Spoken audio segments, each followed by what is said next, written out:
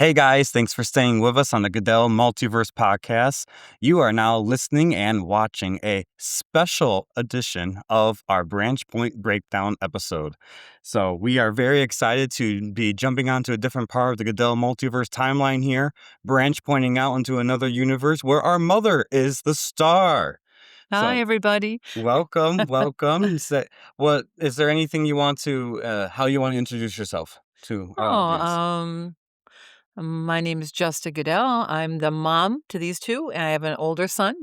Um, and we've been living here for a long time, and I love movies, and hey, that's about it. I don't want me to tell them about my work or no. I'm the dog It's up control to you. officer for Wyoming County, 30 years. So, Yeah. um, And the former First Lady of Castile, New York. my husband used to be the mayor of the village of Castile. Yeah. She's specifically on here too, guys, because she introduced me to this movie. And a lot of my movie loving has come from my mom and from my dad. It's two different sides. There's certain things from my dad I got, but a lot of my earlier on stuff was from my mom. And sometimes the scarier things come from my mom, believe it or not. She had me watching some real scary stuff sometimes, and I love it though. So this one specifically is one of those that I remember being one I would never seen it if it wasn't for you guys watching it. Yeah. So yeah, that's Cool. why That's we figured it'd be cool. a good one to have on. All right. So our main movie that we're going to be reviewing today, guys, is called The Shawshank Redemption. And I'm going to have my brother Ike take it away of the history behind the film. Oh yeah, everyone out there has seen this movie and knows what this movie is. It's number one on IMDb. It's the most reviewed movie on IMDb. It got very popular through a DVD sales over the years. But it's 1994's Shawshank Redemption. Okay. For 1994, the year I was born, guys. Yes. Yeah, that's right. So we're talking about Shawshank Redemption, 1994. It's made from a short story by Stephen King called Rita Hayworth and the Shawshank Redemption. And the Rita Hayworth part is the poster that he puts on the wall that he hides the hole from. There's actually several people in that, but Rita's the big one because that's, for some reason, that's the one that King decided he wanted to point out. It's written and directed by Frank Darabont, who's also done A Green Mile, which we will do on this show sometime. Cast: Tim Robbins, Morgan Freeman, Bob Gunton, Clancy Brown. I figure those are the four main key ones that we're going to talk about a lot, mostly. Frank had written a screenplay for one of Stephen King's other novels called Woman in a Room, and they kind of made a relationship out of doing that. And Frank had also read the Rita Hayworth and the Shawshank Redemption, and he went to Stephen King and said, I'd like to make this movie and direct this one too. And at the time, Stephen King did this thing called the dollar deal. He was looking for new and younger writers and directors that had a few jobs under their belt and to give them kind of a step forward. So he was kind of selling his own IP real cheap. So he told Frank, hey, you write a good screenplay, we'll talk about it. Frank went and wrote the screenplay. Stephen King said, it's beautiful, but no one's ever going to make it. But if you want this to go shop around, he sold it to Frank for $1. Oh, wow. The rights to this story. Huh. So no matter what differences there are in the book to the movie, which there are quite a few, King still liked the differences and he thought it worked well. And in fact, he praises the movie more than his own book, to be honest, which is good because I've read it and it's good, but it's nothing like the movie. So the message is different in the book. The book isn't as hopeful. The book is a little more dark and gloomy and scarier, but that's Stephen King, you know? Yeah. So Castle Rock was who picked it up. And at the time they were going to fund it with, believe it or not, Tom Cruise was going to be Tim Robbins' part at the time. It was cast. He was in talks. They were doing the readings all together. Morgan Freeman was the first cast and Tom was second cast. And Rob Reiner, who owns Castle Rock, the late great Rob Reiner, he tried to give Frank, he told Frank Darabont that, I'll give you $3 million to walk away from the project. And Frank said no. So Tom left the project for those reasons because they thought there wasn't like a personality clash.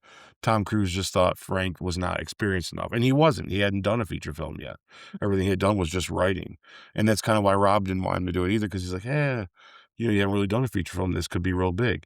But Rob Reiner, being the kind of guy that he was, I mean, political stuff aside and all that, in Hollywood, he makes very good films. He made real good films. He basically decided to be a hands-on producer and kind of mentor Frank during this whole thing. So he let Frank direct it and write it, and he was a hands-on producer, and this is a movie we got. I'm sure Tom now sits back and wishes he did it, but maybe it wouldn't be the same movie. You know, I love Tom, but I mean, Tim brings a certain elegance to this that I don't think we'd have gotten out of Tom Cruise, to be at the time at least. Yeah, and they filmed in a real decommissioned private prison called the Ohio State Reformatory at the time. And the building actually is still there. The main building is still there. The prison, there's certain prisons aspects of it that aren't there anymore. And today they actually use it mainly as a like a ghost hunting place. They do a lot of haunted houses there. You can actually go do a tour where they film the movie and all that fun stuff. So that's kind of neat. And it was nominated for 7 Oscars, all the big ones, and didn't win a single one. And in fact, this movie was panned. They were like, no, we don't like this movie. Critics didn't like it. People at the time didn't like it. It didn't get its success until it played on TV 1,000 times. But it just, for some reason, as time went on, people were always wondering why they didn't like this. I always sit back and think, yeah, this should have an Oscar. How this movie doesn't have an Oscar, I don't get it. But that's why I don't usually watch the Oscars, guys, because they don't know what they're talking about. So there's lots of people that should, lots of things. So with that said, is there anything you guys from its history that I forgot or you want to add to it before we move on to? I didn't know any of that. Yeah, So isn't that's that fun? awesome. Yeah. And I want to read the book just to. Well, I own it, so I will be bringing it for you. It's a fun read. Yeah. But it's a little more Stephen King-ish. So Yeah. be prepared for a little gorier. Scenes are a little more intense. Yeah. I didn't know any of that till we were really working at being able to present this. Yeah. So I'm like, wow, that's cool. Yeah. Cool stuff. It's crazy because when I was looking it up too, in preparation for this, they had a $25 million budget. Yeah. But the box office only grossed between 28 to 29 million. Yeah. Which It's a flop. it is a flop because I know someone might just say, oh, 25, then there's 28. Oh, they made about $3 million, $4 million extra. No, it didn't, because when they make a movie, you always want to double the amount that they made on the budget. And that's the promotion for it. And they have to promote it in order to go into the theaters. And so you want to double to break even, and then whatever is after that is where you're really making. So they lost the money? So yeah, they lost money. They technically lost money. Yeah, you got to think between making any of the DVDs at the time and how it was, when VHS was big, all that was production, and that was all passed after production costs. So that was all on the promotional posters, putting it out there. The cast and crew going around doing interviews, they pay them. They don't do those for free. That's all paid. So yeah, they actually lost money on Shawshank Redemption, but have they remade it? They have made it back a lot. Yeah. Very much so. Okay. Yes. Oh, yeah. Thanks to streaming is a big part for the syndication of this type of movie being out there. Yeah, they're making their money back. And they made triple that back in just VHS sales. I think this movie holds a record of the most VHS copies out in circulation. Wow. That's how much people love this movie and bought it. Well, people obviously do love the movie because even though on the Rotten Tomatoes, the critics are still giving it an 89%, which is not bad, to be honest.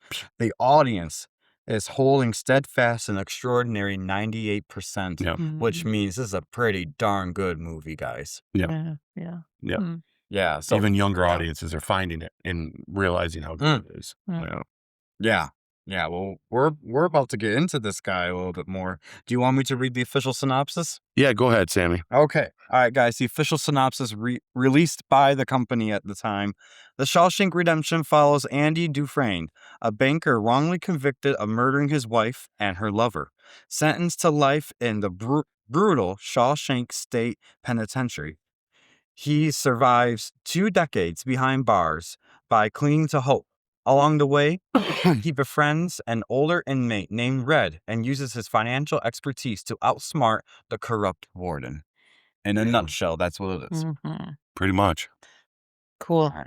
Now, Mom, as our special guest, would you like to read the part that says the full story so our audience gets to know exactly what this movie is? Set in 1947 Maine, Andy Dufresne, a successful banker, is convicted of murdering his wife and his lover and sentenced to 2 consecutive years life terms at Shawshank State Penitentiary. Despite maintaining his innocence inside the harsh prison, Andy faces violence, corruption, and the oppressive routines of prison life. Over time, he befriends Ellis, or they call him Red, Redding, a long-term inmate known for procuring contraband, forming a deep and enduring friendship. And a good friendship it was. Yeah. Yeah. But one of the best on film, truthfully. Yeah, absolutely. Yeah. Gosh. Well, let's get this started off. It's not like our typical retrospective that we do, or our typical Breakpoint reviews, our Branchpoint reviews, guys. This is one that we kind of made a mini retrospective review of a movie like this for time's sake, and so we're not going to break them down act by act. Maybe, like my brother said, someday if we get enough of a following and people have enough requests for it, we'll do a full-on retrospective review of this film, like act by act. But we're just going to jump right into the casting of this film. Yeah. Guys, what do you think of the performances? What was your favorite performance? Yeah, what would you consider the best on here? Of the best people? Yeah. Huh. I'll start you off, though. I think in this whole cast, I have to tell you, I think Morgan, I think this is his best. Yeah, I do I was going to say Red. Yeah. The whole character Red, he does such a good job with. And he is, you hear him have some introspective, like when he's missing his friend, the years he spent without him. And your heart just kind of goes out for that relationship they had. Yeah. And it's a relationship we all want to have with somebody. So, and it endured their separation, and then he gets out finally and goes and does find him under all that stuff under that rock. I mean, it's amazing. Yeah. Yes, there's like, even though they're males and they're not in love, and like in a relationship like that, there is that love for the two, their friendship, which is like so overpowering for all of them. Yeah. And Red is the one that Morgan is the one that has the best perspective. Like when they get the news that Brooks is dead, he sorted that out where the rest of them weren't doing it. Yeah, he's so likable because he's humble. You know, he's kind of a hustler because he's able to get stuff in the prison. So there's sides of Red that I don't think we see ever, because he's got to be able to talk to different kinds of people, and I imagine he kind of probably talks a little jivey and fun with some guys. I think he can talk his way almost out of every situation, and for him to make a friendship with someone as docile as Andy, because Red's kind of the one that we follow, right? He's our conduit. Because Andy's like this too hopeful, too good. Red's kind of more like, hey, look, I get it. I'm a guy that made a mistake. I am where I am, like he says in the one scene. I'm the only guilty man in Shawshank. He's got it together. He knows what's going on. But he still is in that despair of this is what life is, and yeah, Red, I would arguably say this might be part of the hot takes, but I'm going to say it now because it just makes sense to me. I think personally that the redemption in this movie is more Red's story than it is Andy's. Yeah, absolutely, because Andy never gave up hope. Right. But Red had become hopeless. That's right. Until Andy. That's right. Taught him that hope was still there. Yep. Yeah. It's such a good movie. Yeah. I've watched it 3 times in 2 days. Yeah, so, it's to be able to do this and remember, because as you get older, guys, you do forget little things. So I wanted to refresh my brain, and I just thought, oh, that was so good, I'm watching again. And then 12 hours later, I'm like, I'm going to put that on one more time. So, That's the type of hope this movie has. The music is good. The setting is good. Oh, music is just... Yeah, it's phenomenal. Yeah. Samuel, who's your best performance before we move on to the next one? Gosh, so I try to take a little more of a critical eye when I'm watching these now. After we're 11 episodes into our podcast now. Yeah. Right. So we went from being very broad to really getting okay. Yeah. These are all good movies. Yeah, like with this statement, overall, everybody in this is good, right? Oh yeah. It's just you got to pick who's better. Or, if I had to. He's exactly right, because we're going to get to that where our casting wins, and I'll just spoil that already. Everyone is a casting win for me. Like it's so great. But if I had to give like flowers to one particular actor of saying, you are my favorite performance, or you just met the bar or exceeded the bar for this, I'd have to say the warden, Bob Gunton. I tell you what, when he talks to you, he can be as nice as pie and sweet and everything, but then you're doing something he doesn't want you to do, or he has his own agenda going on, he will cut you. He is direct, he is aggressive, he's mean, he's a good bad guy. Like and the actor really portrays that well. Even the times where you think, oh, he's gonna help him out. Oh, bang bang, he's not gonna help you out. And it's I tell you, only for his gain. and Yeah. yes, only for his gain. And the corruption that he's doing behind the scenes that Andy is seeing, and Andy is helping facilitate to a degree at his behest. It's really quite a story, and so there's a lot of richness to the bad guy in the whole thing. So Yeah. even up until his end, and I'm like, what a ending for him too when that happens. Like, wow. So He got it easy. yeah, he did. He It's did. in these kind of particular bad guys, these shitbags like him, always go that easy because it's narcissistic, and Mhm. we'll go right into the next one then too with that, because he's my most surprising performance. Mm. I wouldn't say he's the best of the movie in my opinion, but he is surprisingly what a great actor, and you just believe him, everything he says. But man, what a why he's so scary to me, and he is up there top of villains in my opinion when it comes down to like film, is because there are people in your life that are just like him right now, that hide behind things Mm. and have agendas that you don't know about, that are capable of these kind of things. We see it all the time and stuff. Well, to hinge on that, when I watch this movie, all I can think of is bad politicians. And Yes. we've seen them come and go. They're out there right now, saying what you want to hear, but Yep. their agenda is being met all the Mm. time. And most of it is financial gain, from our drug companies to our paint companies to our food companies. We've watched this stuff happen over and over as they climb the ladder. And you can see he develops that program where they take him out of the prison and work. That is all because he's trying to gain more notoriety. It is not to help the prisoners No. or the community. He's getting paid off all the time by getting contracts with some of these outside, paying them off. So yeah, he just reminded me of politics. Yeah. Politics even back then was that was happening. Yes, as you've always said to me before, and I think this probably is even in the Bible. There's nothing new under the sun. No. It's just a new generation, new technology, but it's the same old story. Yeah. And he's the worst of the worst because he hides behind faith. Mm. And I think that's even worse, because Yes. he uses these two things in life that are two things to him that are the most important, are the biggest lies. When he tells them in the beginning. Yeah, and they're the most to challenge. I mean, who's That's going to 100%. challenge you holding that Bible? That's right. That's right. So that Andy using the Bible and cutting that Against him. Yeah, and then he opens it and finds that's where he hid that, is just perfect. Yes, I agree. Perfect. And which why I love the scene when they toss his cell and he's holding the Bible with the rock hammer in it. Yes, yeah. And you know that Andy at this point has been doing the whole, like the rock hammer's in there. And if you look at And he's Andy's walking away with the Bible, and Andy's kind of just watching him. And then when he hands it back to him, he says, remember, salvation lies within. Coming from that snake's mouth. Yeah. He's literally telling him the thing that he knows that he's doing in that Bible. And then for a moment, if you look at Andy's face, you almost are knowing he's like, oh no. Oh yeah, I'm gonna get found out. Yeah.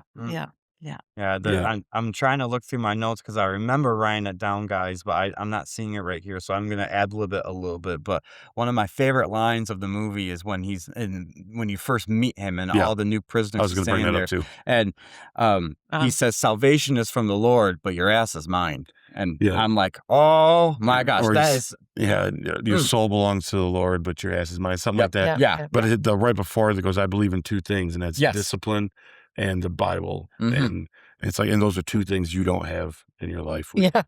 Everything he does that's evil to him is hidden behind that. Like almost literally, where the safe is to where he has all the information to him laundering that money with Andy is behind something his wife knitted that was a Bible quote.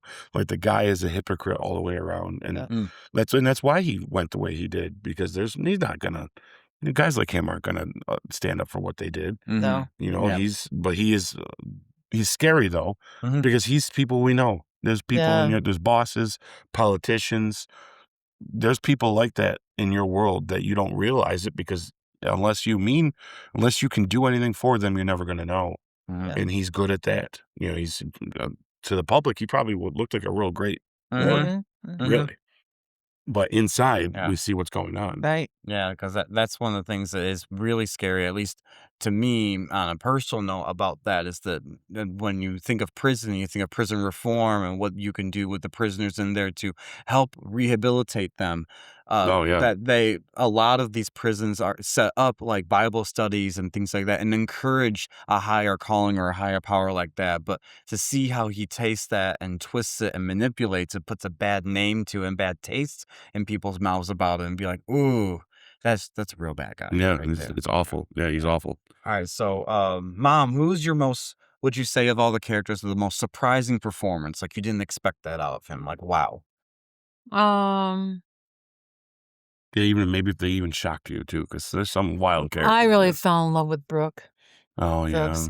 And I think I was surprised the first time I watched it. I was surprised he hung himself. Mm, And I didn't realize how hard it would be for someone who had been in prison for 50 years to become out in the world, Mhm. and how much, because you hear him talk, the cars go faster. mm, Before I went in, I saw a few cars. Now they're everywhere. Everyone's Yeah. in such And- a damn hurry. Yeah, the world has become such a hurry, and how he had trouble fitting in.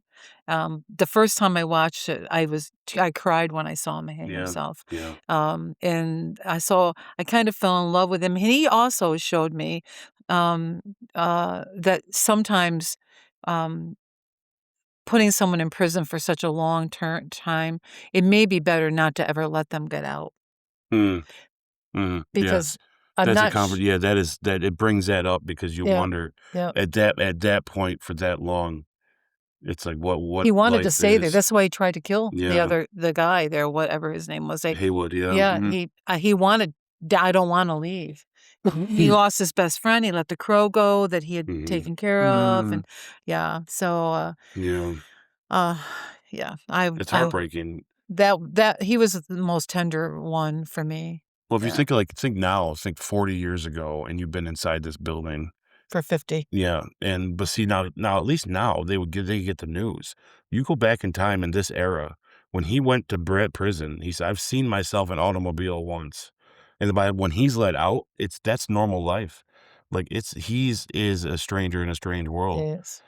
It's very unique that I think it's worth pointing out. You notice with Brooks in the movie, you never see Brooks behind bars ever in the movie. No, you don't. But the one time that you do is when he's etching his name into the banister, and in the bars of the wood, and Mhm. that's when you finally see his face. What you Yep. would consider behind bars, because it's like that was like that to him. That is worse.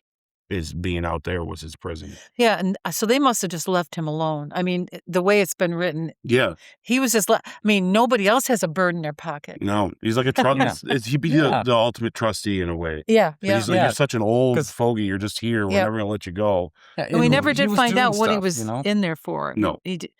I think it was the set. He was. It's one point in there.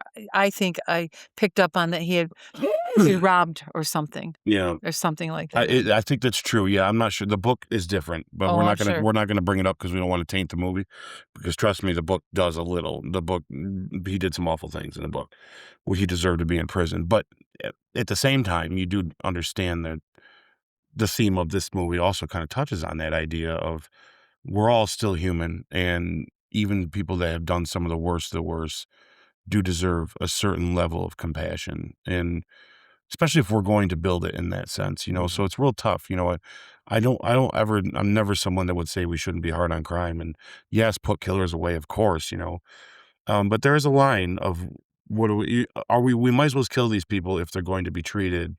If you're going to sacrifice your morals and how you treat another human being, then we might as well do it as a society and just be done with it. Mm-hmm. Because sometimes I wonder about that when it comes down to prison and how they're treated, especially in that time, or the way they're talking in this movie, at least. Because Brooks is definitely someone that's there for a reason. Mm-hmm. Do I say that, oh, look what the system did to him? No, not necessarily.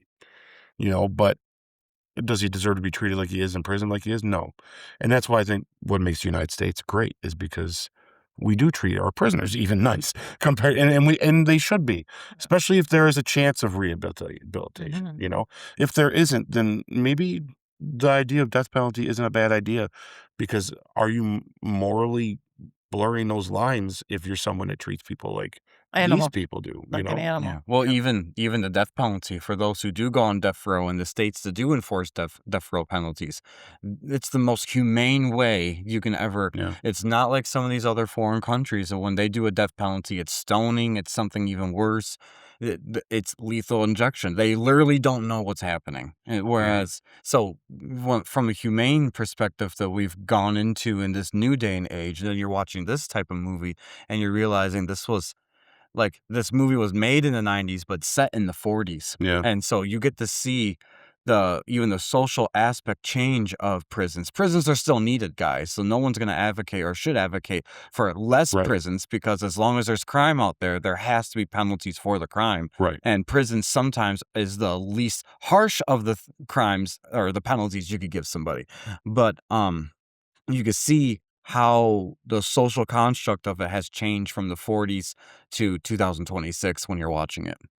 I think one of the other things with Brooks that I liked is he was the beginning of the prison offering something for those people to do, Mm-hmm. even though it was an old wooden cart with a handful of books. Yep. And then Andy coming in, being innocent, realizing the importance of the music, all of the things that writing those letters once a week and making that library happen was like, and at the time it's setting in the setting of the age of 1947, we still were imprisoning people without much interaction to anything going outside on, and it's the same books that you're going to read 30 times in your 20 years of living there. Andy brought that in, and Brooks already had laid the so paved the way, and Brooks was excited about having that happen. Oh yeah, he liked that. Yeah. And you could see as the people were spending time when he finally built the library bigger, they were spending time and they were interacting with books and talking and music, and they got a chance to see what the world was really like. Educating themselves like Andy did with Tommy. Yeah. Yeah. Brooks is definitely like a mirror of Red, right? In that sense of the institutionalized. I kind of always looked at it as Jake was Brooks' loss of hope. When he let Jake go, and the most heartbreaking scene of that whole thing when he's talking is he goes, sometimes I go to the park and I feed the birds hoping Jake will come visit me. Yeah. And he doesn't. See, Brooks never had that hope. When Andy creates that hope for Red by telling him, promise me you'll dig this up when you get out. Yeah. And then by not telling him what it was or anything like that, and then just disappearing like he did, Red had no choice but to hold on to something. That was now in Red's hands. See, Brooks never had that. He got out to nothing. But you watch Red, though, fight that whole concept. Oh, he fights it. He does. He does. But that just shows the human heart. They always want hope. Yep. We've seen it with people who are dying, that hope. If we can hold on to anything, it's the hope of something beyond here. That's right. Or the hope that your family will be okay, or the hope that what you're doing with your job will make a difference. Hope is the bottom line for all of us in a more spiritual way. Yeah. Very That's true. Well, I'll just say from my 2 cents on the most surprising performance for me personally was Andy's character, Tim. I have not heard of this actor before, and even since this movie, he's not been in many roles, if any. He's been in roles, of course, but he's not Morgan Freeman, who is his co-star there, where you've heard of him, and it gets bigger and things like that. There's actually a movie that my mom and I want to watch sometime called Dark Waters that we found out that Andy's this weekend. Yes, yeah. That have you seen it? I have not. Tim Robbins is in. It looks good. Mark Ruffalo's in. Anne Hathaway. It looks like a really good movie. Oh, is that the one Mark Ruffalo with he's a lawyer? Yeah, the Mad Count. I have seen this movie. Sorry, guys. There's another one called Dark Water with Ben Affleck. So I say no because there's multiple movies the same titles. Yeah, I have seen this movie. Very good movie. Yeah, and he's in it, and we saw a trailer of it a couple yesterday, and we were like, "Oh, he's older, and he's older." Yeah, and he's not a very nice person in this movie. So just so you know, he's good. Okay. And then Ruffalo's going to prove to you why I tell you I think Ruffalo's the best actor out of all the MCU. He's phenomenal in that movie. Yeah, I'm excited for It'll that bring you to part tears, just yeah. to see. But anyways, I would say he was the most surprising performance as someone that I didn't, like you didn't hear of him before, and then you watch his performance in it and how he's able to keep his composure and how he's able to still translate to the screen what it's like to be a prisoner and someone who believes he's innocent, and it really sells that to you. And so I just think he was my most surprising performance, I would say. So I watch a lot of Dateline 2020, where they are digging in using now DNA and finding the real people who did I it, watch a lot of that too. and It's how fun. many are really in jail. I've watched the trials that are real life trials. So when I watch this movie, knowing that it's setting back in 1947, I think, I wonder how many were in prison back in that time when they had no way of shaking it all out and figuring it out. Yeah, because their way of interrogating or investigation got probably so tunnel vision. Yeah. They've worked on that over a lot of time of not doing that. Oh, But yeah. that, and I don't blame police officers for that. It's when you get a clear answer, obviously, right? Sure. Yeah. You know, but yeah, I'm glad you pointed it out because I often wonder, we're not really sure if he's innocent or guilty in this movie for a long time until we get to the end. Yeah. And towards the end. And it's like, you gotta look, I mean, he was drinking the bottle. They showed you everything that was opposite what he was saying. He'd say, look, I was sobering up, but yeah, it shows him take a swig, right? And I drove away and threw the bottle in the river. But it shows him get out of the car and crack the bottle and walk towards the house. Yeah. So you're almost like, man, maybe Andy did kill his wife and this lover. You know what I mean? Like, it's like, do we care? Like, do we like him enough to Well, be supposedly okay he with threw that? the gun in the river. Yeah. And they never found it. And they searched the river. Yep, 3 times. Yeah. So. Yeah. And Elmo Blanche later says he robbed the place. So the cops just overlooked the fact that it was robbed. Like the ex-husband killing his lover or his wife and her lover.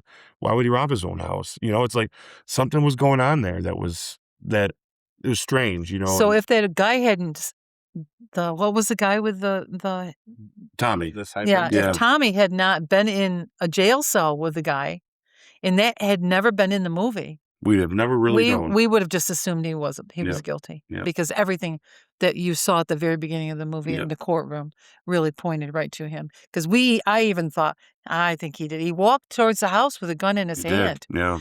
But you never hear anything. So yeah. Wow. Interesting. It's such a good movie. Yeah. Oh yeah. Now when I watch a movie, I've got like a top 10. Of course, this is like number 2 or 3. When I watch movies that are made today, they just don't have the depth. A lot of them that this has, and they're disappointing, and they don't have for that kind of depth, and it's hard to find. And the ones that leave you hanging at the end, you're like, what's really happened? Here, what happened. They reunited that friendship, and I wish they made it 2. Shawshank Redemption 2, or I would love to see what they did with that boat. And I mean, my mind goes, let's just keep going with this. These people are really cool guys, you know? So and there's some movies you watch, you're like, I don't even want to know who these people become.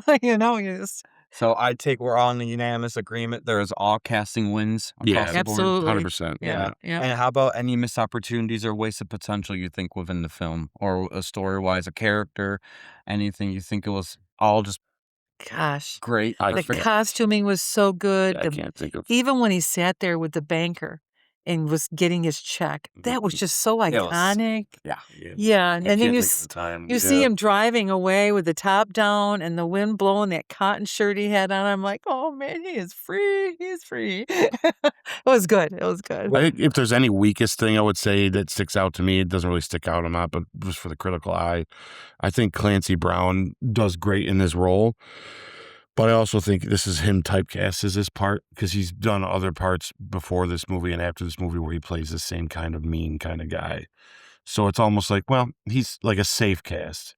And I'm not going to say it's bad. When I say weakest, I only say weakest because if you're going to hire Clancy Brown, he's going to be a mean guy that pushes people around.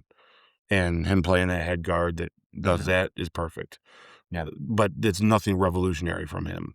So it doesn't stick out. But that's just me picking nits. So No, there are some actors. That's not, there are some actors when they're cast to be a bad guy, they stuck it for a while. A bad guy. Yeah, and it's funny that you mentioned that because whenever if I was gonna do a movie and I needed to, if someone asked me, all right, for casting, who do you want to be? Who's the best actor you could think that just play a really bad guy? The first thing that comes to my head is Samuel L. Jackson because he plays when he plays a bad guy, he's always bad. So it's nice to see him in the Marvel movies where he's actually a good guy and he's really good. So So, anyways, all right, so we're moving on to the direction and the production of the film. These are usually pretty quick when we do our reviews. Yeah, real fast. So, we usually breeze right through this quick. directing style and vision, what do you guys think? Good? Yeah, excellent. Yeah, I'll just go right down through, and then you can add to it, Ma, if you want. I think Frank Darabont obviously proves himself as to be a director, a good one. Because with this, and then of course we get the Green Mile, which is like almost as good, right? So, that's great. The cinematography in this, I like that they chose these bright lights to the dark lights. There's a lot of bright lighting in this for a place being a prison, but I like that brownish undertone. They could have went gray or green and really made it feel gloomy, but this movie made you feel like you had glimpses of hope through the lighting itself, and I think I like that a lot. And I like that it stayed more claustrophobic. We get those big, which goes to the music too, get those big scenery shots outside. I love the music to this. I have the vinyl at home. I can put it on my vinyl thing when I'm doing dishes or something and just listen to the entire, and I know right where we are in the movie. Like it's because I've seen it so many times too. But that shot where the helicopter comes through, and the helicopter's not in the movie, but it's how they filmed it with the helicopter, and they come up over, and you're looking over Shawshank, and the bus is coming in, and the music swelling, and you see the building. It's just, that's like, we don't see this stuff anymore, guys. This kind of filmmaking is going out the window. Location, music feeling like it's part of the story, like it's actual character. I don't think there's any green screens here. I don't think there's one at all. No, there's not one. No. Maybe, we'd have to look it up, but we will, maybe it's a green screen at the beach. I don't think so. I don't Probably know. not. I don't know if they. It doesn't look like it if it is. Pretty new back then when they were filming this too. Everything looked like it was on location for the most part. There are times nowadays we overuse green screens. They'll use a green screen for an office. I'm like, you could just make the office. Yeah, unfortunately, it's crazy stuff that I know, cool technology wise, but there's something about the practical effects and the on-sets, the locations. I love where this was filmed and everything. Yeah. So if there was any CGI in this movie, you don't notice it. Yeah. I don't even know if CGI. I don't think there's one bit of it in this movie. Yeah. No. Yeah. But overall, that's all I'm all set for that section. Yeah. Anything you want to add to that? No, but one of the things I liked with the sound was the when he put the record on. Oh, yeah. And that engulfed that whole prison yard. And it sounds tinny. It sounds just what it should have sounded like back in 1950. Well, that would have been the 60s, I think, by that time, or 50s. Probably late. Mid to late. But boy, did the record sound when they stopped the record, the whole thing. Yeah. The sound design in this movie is fantastic. Yeah. You can hear the footsteps of people on the stairs and stuff when they're talking on the balconies and everything. But they definitely, I don't know why it didn't get an Oscar for that, at least. Yeah. That was one of the things it was nominated for, too, was the sound design. Excellent. All right. Now, this is a part of the review that we usually get to that's called the hot takes moment. And so we usually will get into this before we do some quick fire questions, and then we'll start closing it off a little bit, guys. But do we want to save our hot takes right now and just go to some of those other things, or do you want to do the hot takes right away? No, we can do them right now because I kind of already said mine, so it'll actually be kind of brief. All right, so hot takes, these are like bold statements that you think that would be maybe something that not people would think of, or people think of but they don't want to say, things like that. So Ike, why don't you start off? So I kind of already said mine. I think that Red's the redemption of the story. I think obviously Andy being falsely accused and breaking out and doing his whole thing is the meat of the story. But I think the true learning of this redemption arc, I think, goes through Red because he serves his time. all the way to when he's let out. You know, it's, if you really look at the three pivotal scenes that prove that in a way, in my opinion, is all three parole hearings he has. You know, if you notice when he first goes in and sits down, the guy he just says sit, and he sits, and then they go through the whole thing, and he says it like it's, you know, like it's he's reading off a script, where he almost doesn't believe it. You know, they even joke about it later. I'm up for rejection next week. You know, then the next time he goes in, which is later on, which is what, 10 years later, so they do it every 10 or 15 years. The guy says to him, "Sit down," and he sits down, and he says the same thing, but you can tell it's like, yeah, I mean, this is what it is. This is what you want to hear. And then at the end, when he is actually let out and he lets go and gets rid of the script of telling them what he thinks, when the guy first brings him in, he actually says, "Please sit."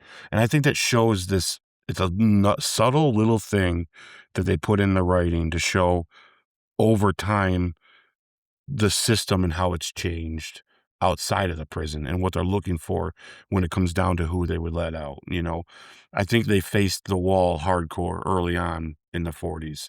And by the time you get to the 60s, mid 60s, when he's being let out, it's a little more, you know, the country's gone through a lot at that point. Well, The revolutions, the love revolution's going on. The two, right? Like, that first two parole hearings, no women. that's right. There's no women. That's right. The last one that he's let out on, there's a woman at the end of that table. So it was evolving. Yeah, there's things that were evolving outside of the prison that if it was the same group of guys, he'd still be there. Yeah. You know, but and I think they shown that in the way they asked him to sit down. And I know it's such a weird small detail. Yeah. No, when I'm watching the movie, I'm like, wow, it's weird. Why make that so different? You know, and because I don't think what he says was so much the issue, is more who he's saying it to. Yeah. You know. Yeah. And they're realizing, this guy, why the hell's he been here so long? It's kind of what they're getting, you know, and that's. Yeah. Yeah. Well, when I was reviewing those specific scenes, I'm glad you mentioned it, and how you both mentioned your points of view on it. It's really cool. I got to learn a little bit about the real life world implications of how those board hearings and how those boards, the parole boards, actually function. And parole boards are usually set by the state's Congress and the state's governor and whoever is the state's administration at that time, or whoever is, you know, the people. And so over the decades, as politicians have been swapped out, and you notice that when he got freed was after the whole prison reform started happening because of all the crap that went on. I'm sure that this was like the behind the scenes in the film, one of those, like, we're going to have a little bit of a political change here when it comes to how we view prisons and what the warden's been doing this whole time. So post-Warden Norton. Yeah, exactly. That's how you get maybe a little more of a diverse of a thought and diversity inside the parole board itself, where you can have a little bit more sympathy there. You can have a little bit more of a clearer vision that's not so hard lined, and be like, look, this man served his time and he's proven that he's been rehabilitated. So what are we waiting on? You know, type thing. It's not a political agenda anymore, or a get rich quick scheme agenda anymore. This is how it's supposed to be. Type thing. Yeah. So anyways, but that's my other hot take was, I think I could make an argument that we really do never know, even at the end, if Andy did it or not, because you could say Elmo Blanche he could have heard this story.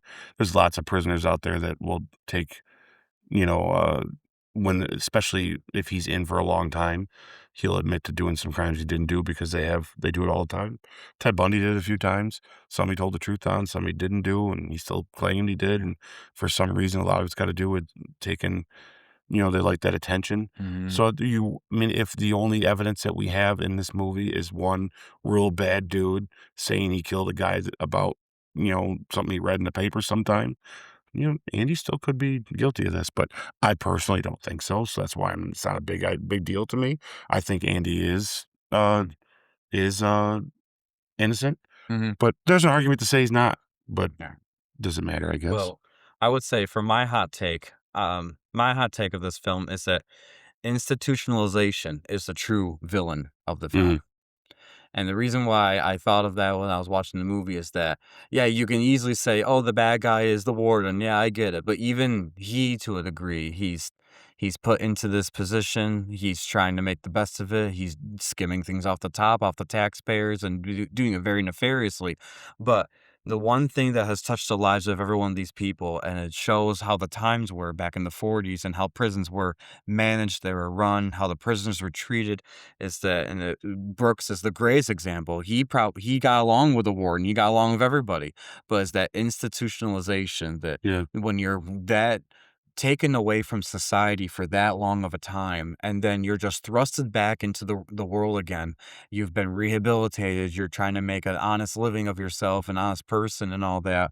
And there's no at that time in the 40s, there's no mental health awareness. There's no second chance type things where they help you out with a job here and things like that. And yeah, you see some of that actually happen to Brooks where they put him into a house, they got him as a bag boy type thing. But really, there's no one checking in on him like that to see how are you doing up here? What do we need to do and talk about to cope with it? There's no transition. There's no transition. Yes. And that's the same thing for the prisoners on the inside. When they go in and they're thrusted into this world, they either live or they die. They either become like the fat guy, quote unquote, in the beginning that doesn't make it right there in the beginning, or you toughen up your skin and you do some crazy things and you get you adapt to it.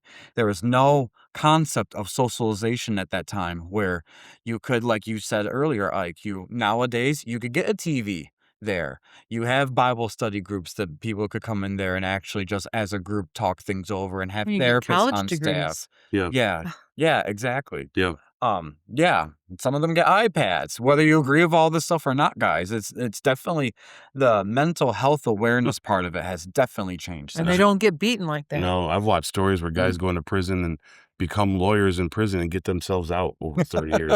Yeah. Amazing. Like sometimes it's like, wow. Yeah. Yeah, so that's what my hot take is. Institutionalization is the true villain of this film. But cool. Do you have any super hot takes, Mom? If you don't, it's okay. No, not really. I just think the whole story is based more around Red than it is Andy. Yeah, I agree. All right, so we'll try to get through these those last bit here as we're trying to wrap it up a little bit, guys. But are there 3 scenes of the movie that stick out to you most? And you don't have to go into great detail describing them, but any 3 scenes that Just your favorite scenes? Are your favorite scenes or something that really spoke to you? I love the tossing the cell scene when they come in and toss his cell, and it's the warden sizing Andy up after he had helped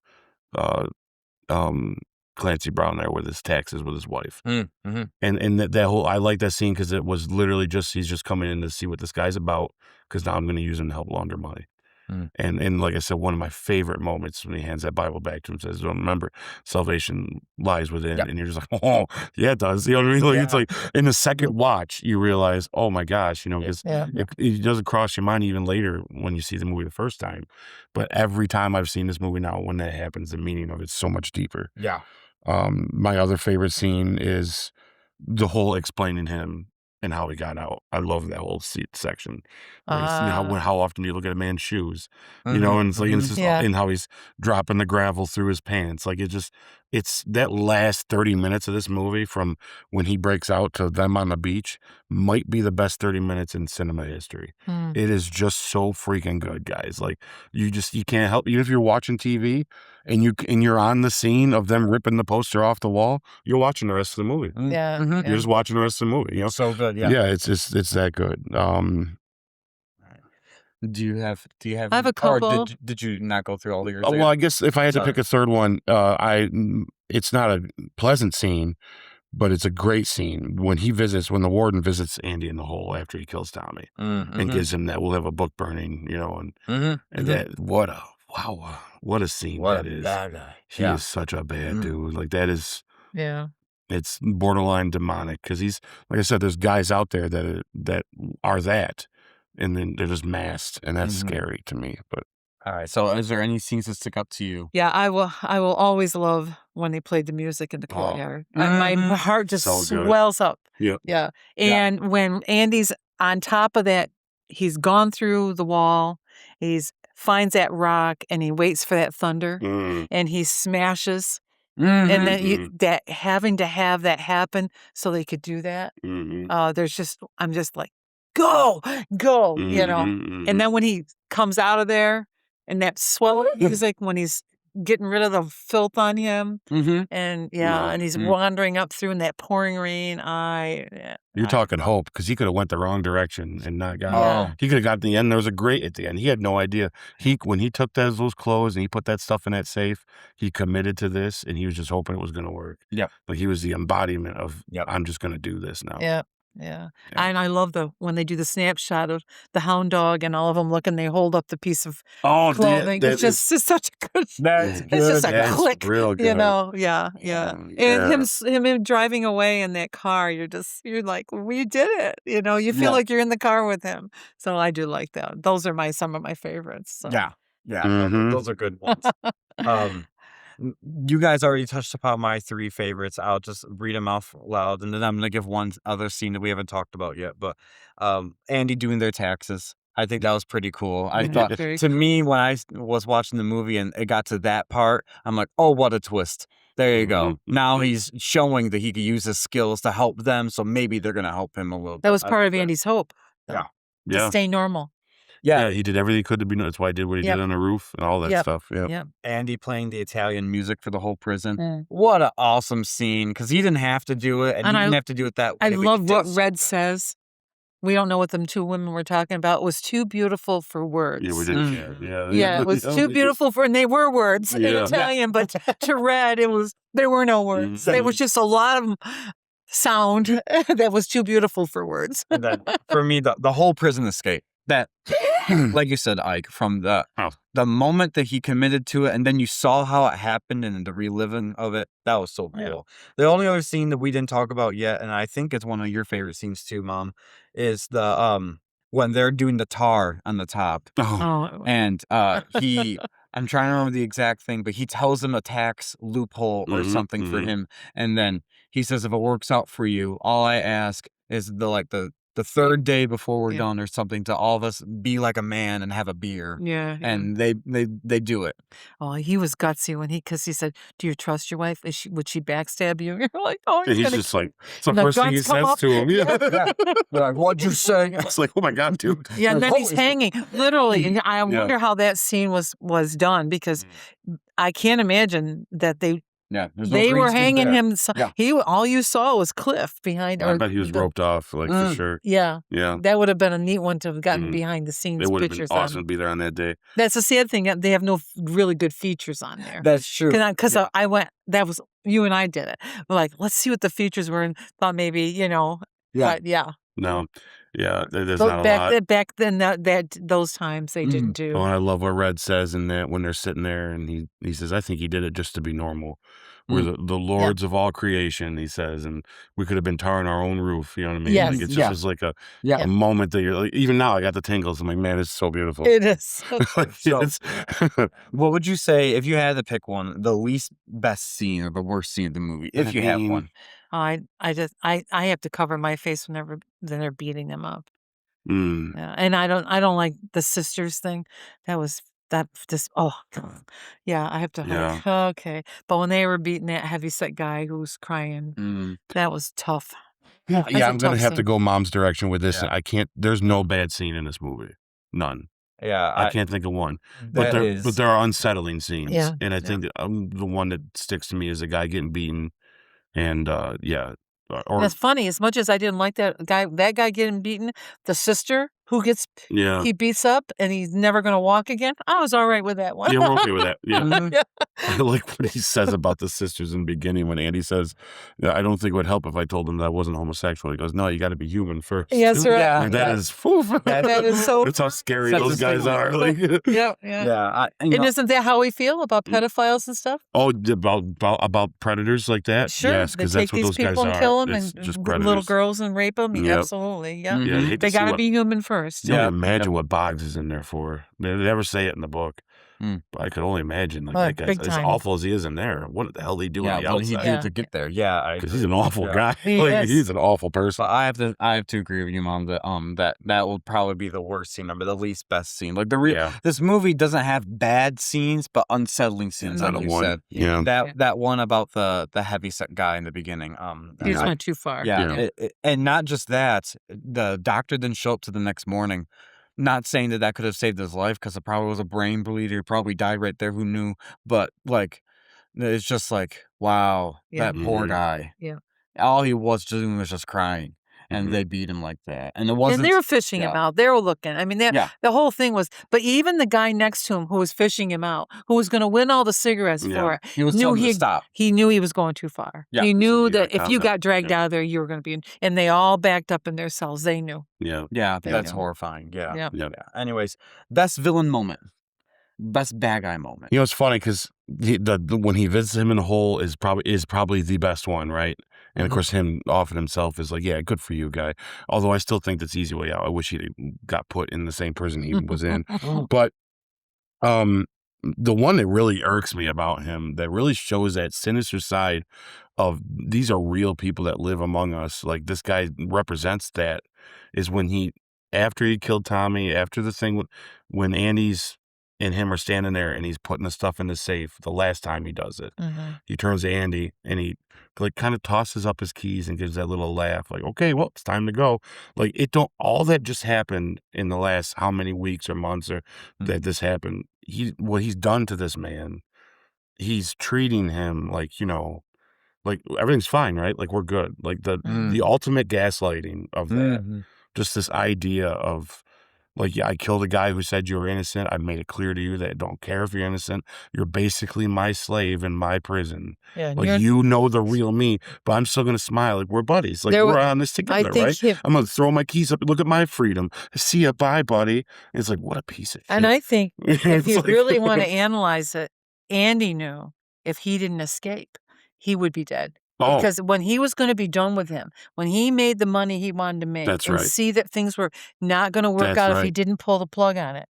Oh, that's a great hot take right there, Yeah, Mom. That's Andy great. Andy would have been dead. Andy's days were only under him. Yeah, for sure. As long as he was making money and could hide it, but times were going to change, and Andy knew this was going to get found out. Yeah, Andy didn't have the convenience of spending the rest of his life in that prison. No, he would have been dead. He was going to be dead when Warden left. That's wow, what a great way to look at that, because that is so true. Yeah, and I was afraid towards the end when he threw the stone through fancy britches and realized, and he turned and Red is right there. I was afraid Red was going to face some kind of retribution because they were so tight. They talked all the time, and he watched them. He knew, but it never did go into that with the story. So I was kind of glad it did. Thankfully, he got outed out probably before he could do anything. Yes. Yeah. So I just put the best villain moment for me was when he shot Tommy. Yeah. At least for me, because it almost made you think, because at that time the warden, he's bad, but also he puts on a good face here and there and stuff like that. But it's that moment where if anyone had any doubt that this guy was bad at all, that's where it clicked, where it made it look like, I'm gonna help you. This is just between you and I'll do what I can. Then all of a sudden, boom. And you're like, oh my gosh, like, okay, this is not. Well, perspective on that is, now I'm older than you guys, but from when he realized that he was had and Andy was gone, and then he heard the sirens, that's just how fast our lives can change. If we're doing the wrong thing. That's right. Just when you think, I slipped through that one. No, you have not. Yep. It can change that quickly. I mean, and how quick the press. They didn't question him. It made headlines. He saw the headlines, then heard the sirens. So you are subject to the critical eye of the public in everything you do. So when I tell people, because I'm not a big Facebook lover, but when you put yourself out there on a stand, on whether you're standing for against abortion or for abortion or some political strife that's going on, you remember there's going to be backlash. Yeah. And the media will turn on you faster, or the people in the media, the people who read it will. Especially with the allegations he had. I've always told you guys, read it or say it, forget it, write it, regret it. Do not put anything out there that you can be, come back to you. Because I share funny Schwarzenegger memes and recipes on my Facebook for that reason. Because people don't need to know what I'm thinking throughout the day or what's going on in my life. It's important to be private. But that, just, man, there was that a flip. Oh, yeah. He was everything, and then he was nothing. That's right. Exactly. And they were coming for him, and they didn't even question. We want you. Mhm. Yeah. If there's any person in the film you would think is the most punchable face. Now, what we mean by that is some guy that if you were right there and be like, I'm just going to smack you. What the That heck? would be that head guy that No. beat the guy up there. Oh, I'd like to grab a hold of him. oh, Hadley? You Yeah. give Hadley a Well, good yeah. punch in the I mean, face. I'm older. I would grab him. What would your mother say? Yeah. He would be my one. Yeah. Sammy and I tend to try to we have fun with this one as much as we can because my punchable I have two of them. It's the bag lady and that bag lady and the boss with Brooks. So your man didn't double bag. Make sure he double bags. He goes, did you hear, lady? You got to double bag. It's like, man, someone needs to punch both those two people in the face. Bunch of jerks. Like, just the way they talk to him. It's like, guys, like, Yeah. do you have to be nasty to the guy? Like, jeez, it's a bag. Yeah. But that lady's like, you didn't double bag. Make sure you double bag. Yeah. Give That them a was girl. true. They need to go and smack. Yeah. Well, I put Hayward in this because you like him as the film progresses, but there are times that you're like, you want to smack him and be like, what's wrong with you, Hey, dumbass? He had a stutter. I mean, he had some Hayward- problems. Yeah. Hayward's character comes off to me as someone that's definitely a little on the spectrum. Yeah, He's a little slower. absolutely. Sammy's over here has a few wanting to ticks. punch kids on the spectrum. Listen to this kid. It's like, I'm getting canceled. hot take. No, but he's a good guy I at hear the end of the it, day. yeah. But there are times where you're like, you're saying something stupid. You're doing something stupid. You Well, don't have Red to do kept him in mind. Yeah. He kept Oh, bringing he him did. back to where he That- did. Yeah. I gotta tell you though, everybody at that market though might need a punch because even the guy with Red, so you don't need to ask me every time you have to go take a piss. It's like, dude, be a little compassionate. This guy just come out of prison. He had to ask every time he had to take a piss there. Like, don't you get it? Yeah. They seem very. And who's putting these people in the same place they're hanging themselves? Like, it's like the death room. And Yeah. they get out. It really is the It's like, by same the boat. way, you just got out of Shawshank. Well, we got a room for you. It's like, what is going on? Like, how often did they went in there and found these guys? You know what I mean? Like, Oh, geez. the whole Yeah. side of the banisters just full of people that were here. Yeah.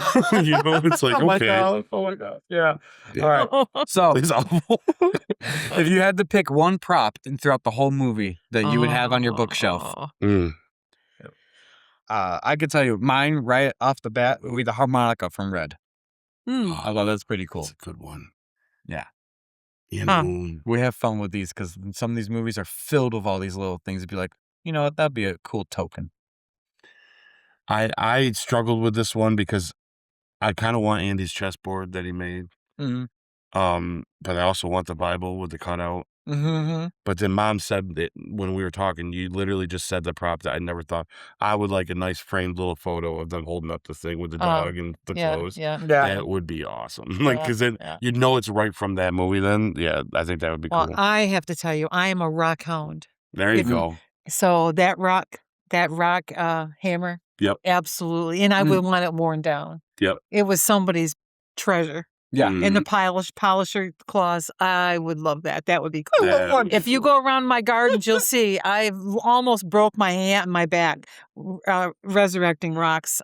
And my goal is to bring a rock home once a week on the road. Okay. That's how all these rocks are here. And some are from Bennington, New York. I Some have to are wonder from, where you get all these rocks yeah, around yeah. here. I brought one Daryl home Knight last- used to dig them out of the ground for you. Yeah.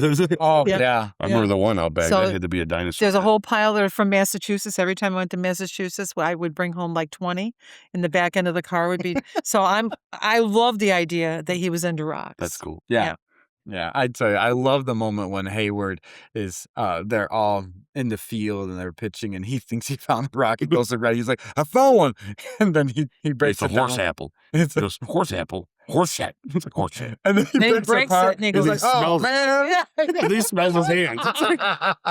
You do it, You guy. gotta like Hayward. Yeah. You do. You really do. Oh, okay. Anyways, Just came in here to tell him fare thee well. Yeah. all right, most underrated moment you would think of the movie. Underrated?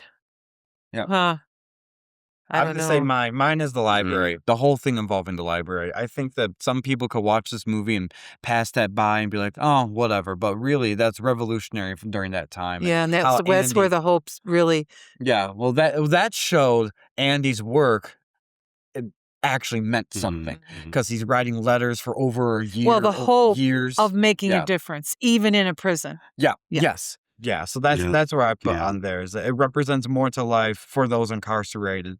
And though I will say I don't like the warden's tactics and how he uses this to manipulate scripture, I do like the fact that there's a mention of the Bible in there because that's what these people inside there for the hope aspect, they do cling onto something that's a little more of a higher power, higher calling. And people that actually do put on Bible studies in prisons, they need to be acknowledged because that is a big deal in the prison reform part of things. So even though I don't like the warden and how he did it, at least it was a nice touch that the Bible scripture was there. It's just he was not a good representation of it. So Yeah.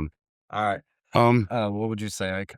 one thing that stuck out to me kind of goes along with this whole thing that where we think this is more Red's redemption movie than anyone else's, is I found that moment, it's not talked about a lot, when in the beginning of the film, when Red talks about your first day there is your longest night, you know? Mhm. But later in the film, he admits to us through his narration that his longest night was Andy's last night there. Because when he sat there and they didn't know Andy had the rope and all that stuff, he sat and he did the thing with the harmonica and he was listening to the thunder. He goes, "That was the longest night of my life." And you realize, oh, that's interesting because you would always, before that, you'd have said it was your first night. Mhm. But for him, that's what always makes me think that this is more about him and Yeah. what it means coming across this idea of having hope and faith of what's going to work Yeah. compared to what, you know. Yeah, and he reflects again on that when he's talking about Andy, when he sits out in the yard, they're at the table That's during right. mealtime, Yep. and they're all talking. They're reliving those stories of Mhm. when Andy was there, and you start hearing what he's thinking in his head. Mm. Oh, I miss my friend. Yeah, Yes, it's yeah. that It's funny you enduring bring that up friendship. because it's coming here soon. Yeah. Yeah, Yeah. it's that enduring friendship. All right, so most overrated moment, if there is any. Hmm. Yeah, I can't. I don't even think we Maybe. should. Unless you got something specific, I don't have anything because I think that this movie could have used 15 more minutes Yeah. of Yeah. stuff. No, To be honest with you. I was just Ike knows that when we get to the overrated moment, sometimes I throw one in there that he'd be like, "What the heck are you thinking, Sammy?" But so the only thing that I could think of, it doesn't. I wouldn't even say it's really overrated due to the story progression and things like that. But that thinly veiled threat he gives to Andy, it really does show Andy that he's alone and all that stuff. But I don't see that would be something that it's how do I say this properly so I don't get in trouble? Um, Nowadays you would not see stuff like that. What was The how the warden would do that to a person because there's a lot more accountability I feel like nowadays. So I wouldn't say it's overrated. So this doesn't belong in that category to be honest, guys. But the warden's either really obtuse or smart warden would no longer say you can trust the prisoner type thing, and then he wouldn't have kept him around knowing that that's how that went down. You know what I mean? Yeah, well, I know what you mean. I think I get what you're saying. Like if the it's, bad blood happened right there and yeah, everything, there's no way think that that the shows- smart warden would have kept him still being his finance guy. and right. But secretary. that's what shows it. He's not so, it's not about him being smart as it is Mhm. that this is how evil this guy is. Mhm. Agreed. Where to him, it's not about whether you can trust him. It's can you still launder my money? It's Yeah. greed. And what do we see in life? Right. It's all about money. So where I think you're right, Sammy, you don't see this happen to that bluntly today, but don't think that it's not more complicated and still happening because I think it does. I agree. You know I what just I'm think saying? there's Like so that- many involved in the greed, it doesn't come out. He's so singular. Right. There's nobody else in that prison that knows what's going on Right. but him. At least the movie doesn't show it. Well, that's one thing they made it very smart in the movie when he mailed out the last books that he cooked and all Yeah. that stuff. He mailed it to the media That's because right. Yeah. that's what the media's job is supposed to be. Is Mhm. helps expose the corruption and the crooks and things like that because Especially that's the what makes the 60s. headlines. So if Yeah. he had mailed this to Yeah. like one of the state senators or a politician or something, be like, oh no, we're all in on it. That's why we got him there. You know, See, the things like era that. has a lot to do with how this movie That's plays right. out for sure. Because if you'd done this to the media now, they would have poo-hooed it. Nobody. someone would have been like, well, now what could this guy do for us? Maybe we shouldn't, Yeah, But nobody back then, trusts. they were looking Nobody to tear trusts the the system media. down. No. Yeah, right. It's all fake news now. Yeah, it's hard to, I as soon as you get a panel of opinions, I change the channel. Yeah. So just give me the news and I'll move on. Yeah. All right. Well, moving on from that, guys, the funniest moment for you guys in the movie, was there any lightheartedness that you found? Oh, you laughed at when you watched it. I always laughed when Andy said, I had to come to jail to be a prisoner. Yeah, Become yeah. a On the outside, Yeah. I was straight as an arrow. Yeah. On the inside, I become a criminal. Yeah. Yeah. I know it's not a comical moment, but it kind I of did is chuckle. between them two. I did chuckle. Especially man, Red's reaction when he bites the thing. He's like, I get it. Yeah. I like how Andy doesn't like the pie, but Red's like, I love it. Like, it's funny too. Like, I think that's, I always thought that was funny. Yeah. I love when they're going through the books and Andy's trying to categorize everything in the library all set up, and Hayward's like Monte Cristo, and when he says dumbass, and like Dumas, like, that's funny. But I also love when they get to the Monte Cristo part in particular. Red. It's supposed to be under fiction, but when they find out it's about a prison break, Red says, we should file that under education. Like, perfect. That's hilarious. Yeah, that is funny. The other time Red made me chuckle 2 other times is when he mentioned his name in the courtyard. Then it's because he's in the book, he's a white Irish guy. So when he says, why do they call you Red? He goes, must be because I'm Irish. Yeah. That's funny because it's a nod to the book. Yeah. But also that part with, oh my gosh, can't remember how it goes. Anyway, we'll move on. I can't remember. Well, I'll tell you what. Red's great though. What the first time I watched it, it didn't tickle me, but every time since I probably watched this 25 times when Andy finds that worm in his food. Oh yeah. And he's looking at it and it's moving around. And Brooks says, do you want that?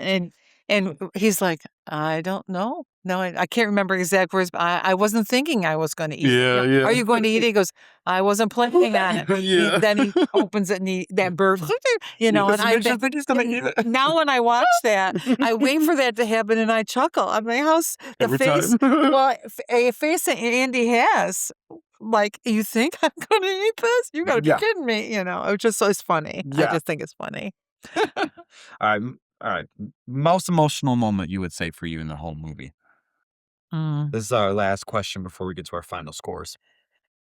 I can say mine right off the bat. Yeah. When is it Red that says, get busy living or get busy dying? Andy says it first. Andy, yeah. And then Red says it later when he carves his name into the... Every time that's each time spoken, it gets you. Yeah. I'm like, man, that does not matter what time. You could have said in 1885, 1985, 2085. It's the same thing. Yeah. If you gotta live, because if you're not living, you're dying. So just get busy at it. Yep. Yeah. I love that. Most emotional part, I'd say for me, the moment for me was Andy realizing that the system he had hoped he built a good relationship with would turn on him just as fast when potential evidence of his innocence is presented. Because he's valuable to them and he thinks he's building up this friendship, or at least not friendship as in we're best friends type thing, but a solid relationship where when he says something or when something needs to be done or on his behalf, he thinks that they might be able to at least cater to it a little bit, or to hear him out. But no, it's we're using you until you're no good to us type thing, and you're either going to be happy in it or you're going to be sad in it. You're still going to be in it. I think that's the moment where it's really emotional, because you're like, it can happen in real life where someone you think is your friend and you're doing things with them and all that, and sometimes you don't realize you're being taken advantage of, but the moment you say, I actually can't buy your groceries this week, or I can't do this, or I can't, things like that, then you get to see how their reaction is when you're not doing something that they normally are for you, and be like, oh, it's kind of like that little perspective there. But anyways, that's mine. Yeah, I've seen this movie probably over 100 times. I watch it once a year, sometimes twice a year. I'll show it. Not 3 times in one day. I watched it almost twice this week. So okay. But yeah, no. The only thing I've watched 3 times in one day is Jaws. Wait till we do that someday. We'll need 2 or 3 hours. Yeah.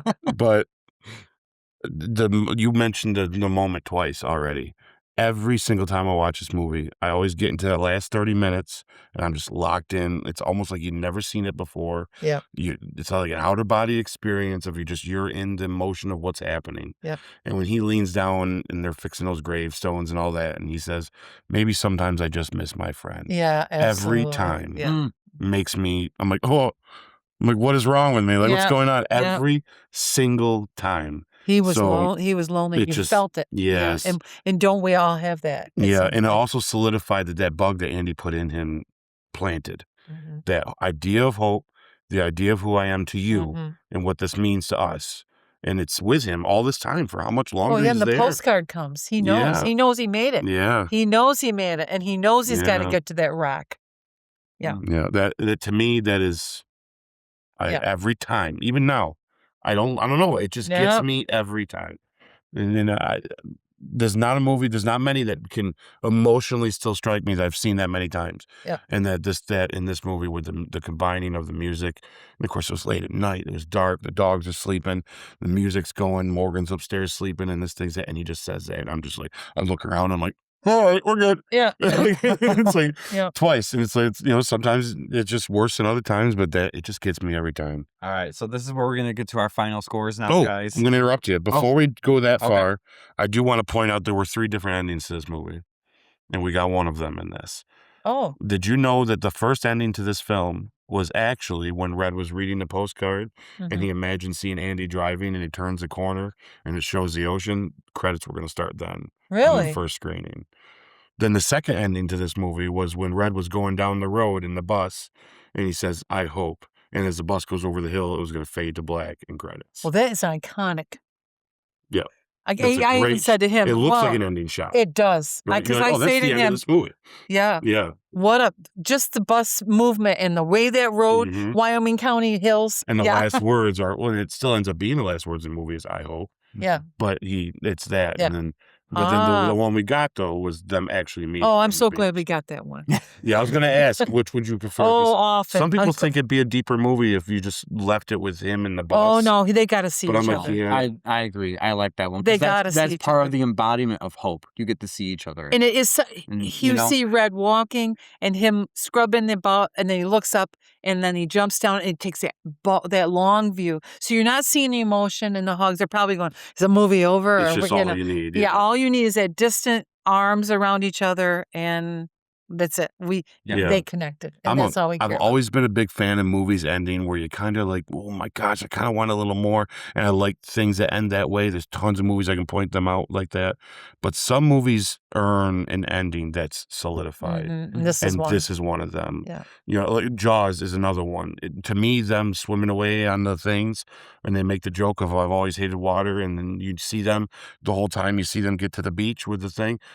Some people say, "Oh, see, you just should have ended when they killed the shark." No. This movie deserved that extra second. Yeah. And even as the credits are coming up, you're still seeing it play out. I think that this movie needed that. Only they for that give reason. in this movie, it gave the word hope teeth. That's right. It didn't leave you with, see, hope's a good thing, but you never know. It left you with, if you hope, there is something at the end. We all have to have it. That's right. Yeah. That's right. Yeah. All right. So this is the final scores now of the movie, guys. So out of 2, Mom, how would you rate the story? 1 out of 2, 1 being the lowest and 2 being the best. 0 being the lowest and 2 being outstanding. Oh, 2. Okay. Yeah, 2. All right, characters. 2. 2. All right, I'm the same, guys. 2 and 2 for the action or visuals. Oh, definitely 2. 2. Yep, 2 for me too. Emotion and stakes. Oh, 2. 22. Rewatchability. 22. Yeah. I could watch this movie tomorrow again. I'm going, when we're done here, aren't we almost done? Yes. I'm going to watch it while I bake cookies. So, yeah. Yeah, So and that'll be 4 times in 1 week. There you And go. I could watch it again tomorrow morning. Yep. So, yeah. Yeah. I used to fall asleep this movie upstairs. Okay. Oh, my. The VHS would go in and I'd fall asleep to it every night. All right. Well, the final score, Ike, what would you give it? This movie is, it is, out of all films, I've seen thousands of movies, guys, a lot of freaking movies. And it's not only is it a 10 out of 10, but it's in top 10 best movies ever made. Absolutely. Yep. So out of 10, Mom, what would you give the score? It'd be in the top 5. Ooh, so 10 out of 10, top 5. At least. I struggle not, with the top 5. I almost have it, and I think I do. I know my number 1, but I'd have to sit and really do my list to put it. I know it's top 10. It might be top 5 for me, for sure. I know my It's up top there. 5, and then the rest just fall away. Yeah. So they're just good movies, but yeah. That's a great movie. Well, I put my final score as 9 out of 10. No, it's okay. We'll forgive you. Yeah. So too bad. You were born. You weren't even born when this movie. That's why, because you're just a baby. All right, so the official Goodell Multiverse score then would be 9.5 out of 10 for this movie. Absolutely. When you average all of ours together. So, guys, you should watch it. If you haven't watched it, I know we spoiled the whole thing for you, but it's still... What are you doing in your life if you haven't watched it? Yeah. So get busy living. Yes. Or don't get busy dying. Is there one final sentence review you would give in this movie to close this segment out? I think Mom just said it right there. Yeah. Hope. Yep. Get busy living. Yeah, I put it's an amazing film. I'm surprised it didn't get this recognition during its theatrical release, but it definitely is worth the cult following since then, and it deserves at least one watch from every adult in the country. Absolutely. Yeah. So good. Yeah. So good. Give you a good perspective. All right, guys. Stay out of prison. Yeah. They should play this movie in schools. Yeah, actually. Why are we still doing the Canterbury Tales? We just do Shawshank Redemption. Yeah. We got so many good things that we're doing these stories kids don't care about. We don't need to know every Shakespeare book. Pick 2 I was just and going to do say, Shawshank. who cares about Shakespeare? Romeo and Juliet. Dude. Let's do Othello and Hamlet. And then Shawshank. Yeah. Then Shawshank. There you go. Yeah. Well, guys, thank you so much for tuning into this Branchpoint Breakdown special with our mother, former First Lady of Castile, Justa Goodell. All right, and then now we are going to go on to our main event, a retrospective review of Guardians of the Galaxy 1. Stay tuned, guys. Bye.